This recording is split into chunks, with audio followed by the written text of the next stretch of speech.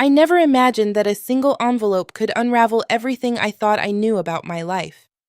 One afternoon, a letter arrived that would ignite a chain of betrayals, humiliations, and reckonings I never saw coming. My world, built on sacrifice and quiet hope, was shattered piece by piece. What followed was a slow, excruciating descent into misery, silence, and eventually a payback so sharp it left scars on everyone involved. It was late March in the small town of Maple Hollow, Illinois, when the letter arrived. Cream paper, gold script, the kind of invitation that whispered money and exclusivity. I stared at the return address. Mr. and Mrs. Andrew Whitaker. I had to read it twice before it registered. My daughter, my only child, was getting married, and I was being told, not asked. No phone call, no visit, just a formality in the mail, as if I were a distant cousin or a forgotten aunt. I set the envelope on my kitchen table next to the stack of unpaid bills and the grocery list I'd been whittling down for weeks. The sunlight through the window made the gold lettering shimmer, mocking me. My hands shook as I picked up the phone to call my daughter, Emily. She answered on the second ring, her voice distracted, as always. "Hey, Mom, you got the invite?" I tried to keep my tone light. "I did.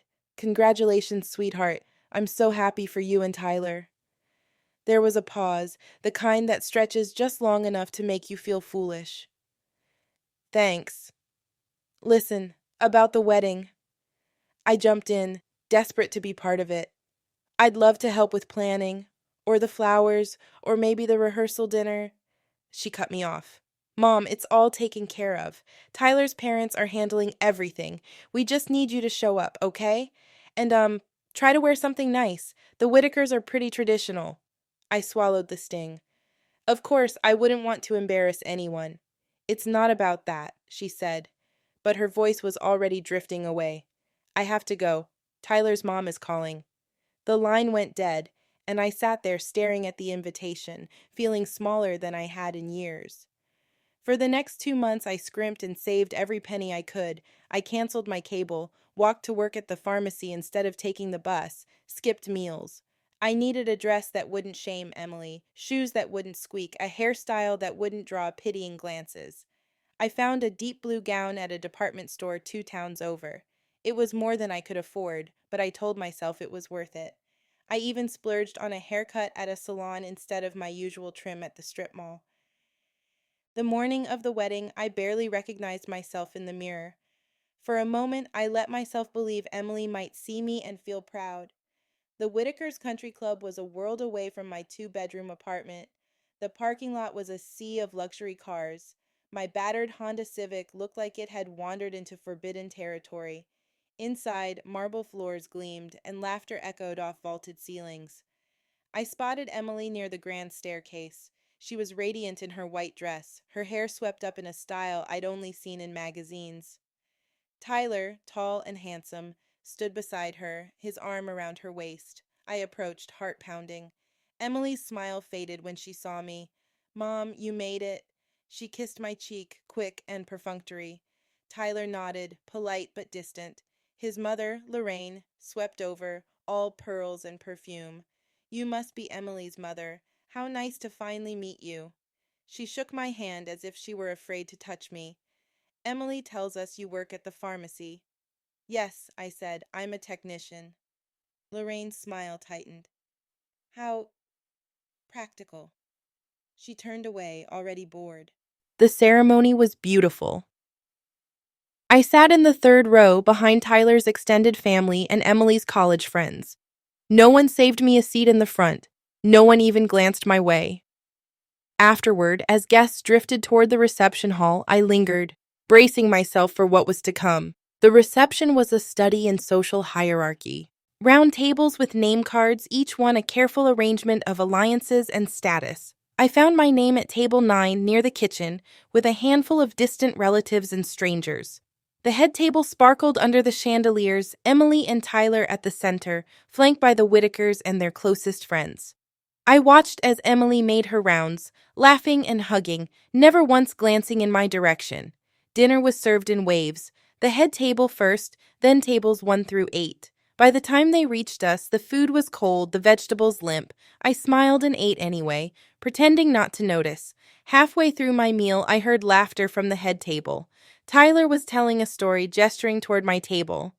My mother-in-law's used to making do with leftovers, he joked.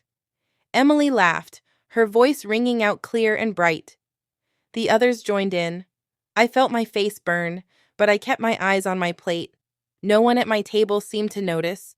When it was time for the speeches, Tyler stood and thanked everyone. His parents, his friends, Emily's college roommates, even the florist. He never mentioned me.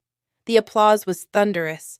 Emily beamed at him, her eyes shining. I clapped along, my hands numb. Later, during the dances, Lorraine glided across the floor with Tyler, then with Emily. I waited for Emily to find me for our dance. I had practiced in my living room, imagining the moment, but the invitation never came. Emily was too busy, too caught up in her new life. I left the reception quietly, unnoticed. Outside, the night was cool and silent. I drove home, the road blurring past in streaks of yellow and white. My apartment felt different, stripped of illusions. I hung my dress in the closet and sat at the kitchen table, staring at the invitation. I began to write an email to Emily. Not out of anger, but with a clarity I hadn't felt in years.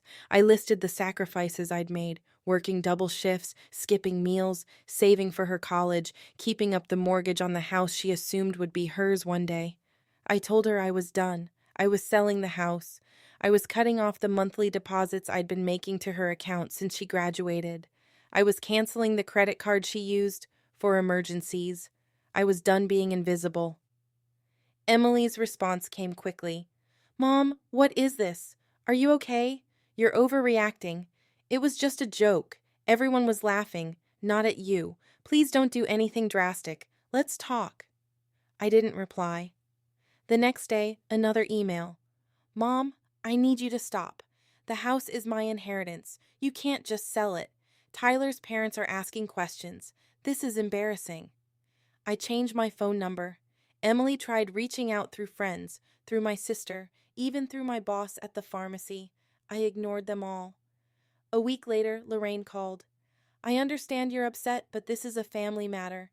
Emily is very emotional right now. Perhaps you could reconsider selling the house. It would be a shame to create unnecessary drama."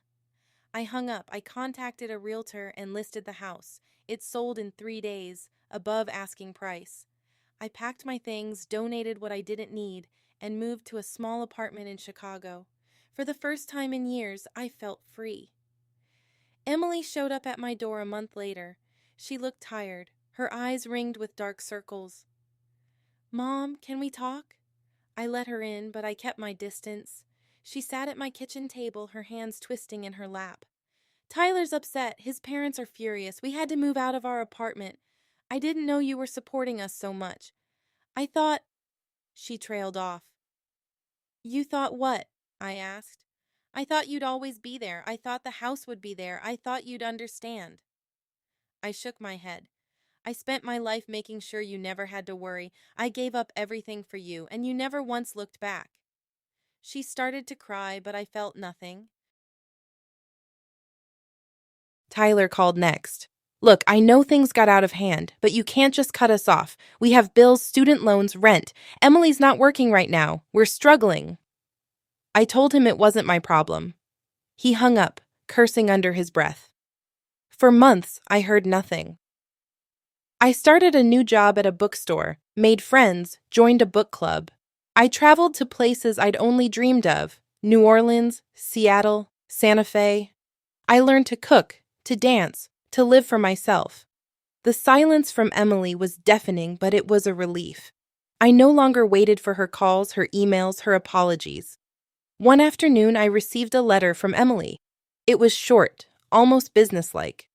"Mom, I'm sorry for everything. I hope you're happy. I miss you." I folded the letter and put it in a drawer. I didn't reply. A year passed. I built a life for myself, one that had nothing to do with Emily or Tyler or the Whitakers. I made new friends, found joy in small things: a good book, a walk by the lake, a cup of coffee in the morning sun. I realized I didn't need anyone's approval to be happy. Then, one rainy evening, Emily showed up at the bookstore. She looked older, thinner, her hair pulled back in a messy bun. "Mom," she said, her voice trembling, "can we talk?" I nodded, leading her to the back room. She sat across from me, her hands shaking. "I'm sorry," she whispered. "I was selfish. I took you for granted. I let Tyler and his family treat you like you didn't matter. I let myself believe that you'd always be there no matter what." I listened, but I didn't offer comfort. "I'm not angry anymore," I said. "I just can't go back." She nodded, tears streaming down her face. "I understand." We sat in silence for a long time. Finally, she stood. "I hope you find happiness, Mom. I really do." She left, and I watched her walk away, her shoulders hunched against the rain. I closed the bookstore that night, feeling lighter than I had in years. I knew I'd done the right thing.